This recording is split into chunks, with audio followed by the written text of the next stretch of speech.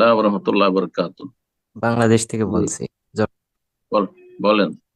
হ্যাঁ, আমাদের এলাকায় যে মাদ্রাসা আছে, হাফিজিয়া মাদ্রাসা, আর যে মসজিদ আছে, ও যে ইমাম আর হাফিজিয়া মাদ্রাসার যে শিক্ষক, ও আসলে কি বলবো, একটা মানে দুর্নীতি একটা ওর ভিতরে, ওনার ভিতরে টাকা পয়সা আছে, ছাত্রদের টাকা পয়সা বেশি নেওয়া।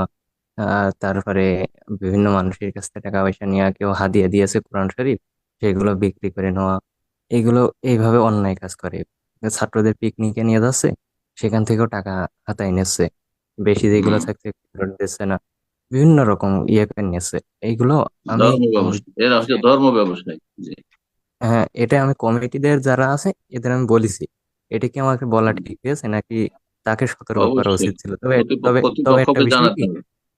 যদি আপনি নিশ্চিত হন তার খেয়ানত সম্পর্কে, বেঈমানি আত্মসাৎ সম্পর্কে, হারাম খাওয়া সম্পর্কে, বাইতুল মালের টাকা পয়সা খাওয়া সম্পর্কে, তাহলে কর্তৃপক্ষ দায়িত্বশীলদেরকে অবশ্যই জানাইতে হবে, যারা তাকে শাসন করবে এবং তাকে এই অন্যায় থেকে, হারাম খাওয়া থেকে বিরত রাখবে।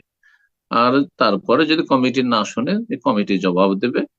আর সেই ব্যক্তি যে হারাম খাচ্ছে সে জবাব দেবে, এই ব্যক্তি হারাম খাচ্ছে এবং এই ব্যক্তি কারি হইলেও, আলেম হইলেও, হাফেজ হইলেও সে ফাসেক, যে হারাম খায়, হারাম রোজগার করে, হারাম ইনকামের সঙ্গে আপনার আপনার ইনকামের ক্ষেত্রে হারামের সংমিশ্রণ রয়েছে, তারা হচ্ছে ফাসেক, পাপিষ্ট। আল্লাহ হেদায়েত দান করুন। যে হারাম খেলে দোয়া কবুল হয় না, হারাম খেলে শরীর স্বাস্থ্য বরকত হয় না, হারাম খেলে পরিবারের ছেলে মেয়েতে বরকত হয় না।